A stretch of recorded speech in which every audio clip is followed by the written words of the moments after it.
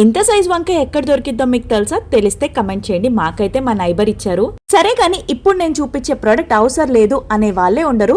అదేంటో కాదు, కుక్వెల్ వాళ్ళ bullet mixer grinder blender 5 jars ఇచ్చారు. బ్యాచిలర్స్ దగ్గర నుంచి హౌస్ వైఫ్స్ వరకు మీరేది కుక్ చేసుకోవాలన్నా గానీ మీ టైం సగం సేవ్ అయిపోయినట్టే.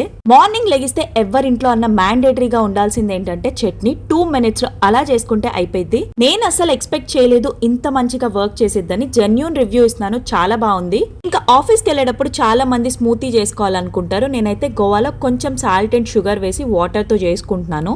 ఈజీ టు యూజ్, మంచిగా బ్లెండ్ అవుతున్నాయి. చూడడానికి కూడా ముద్దుగా ఉంది. అండ్ నేను ఏ ఫ్రూట్ తిన్నా గానీ లేదా జ్యూస్ కానీ సిన్నమన్ ని పౌడర్ చేసుకొని పైన జల్లుకుంటాను. నాకు అది బాగా అలవాటు. మసాలాస్ కూడా ప్రిపేర్ చేసుకోవచ్చు. ఇప్పుడు చెప్పండి, ఈ ప్రోడక్ట్ యూస్ఫుల్లా కాదా?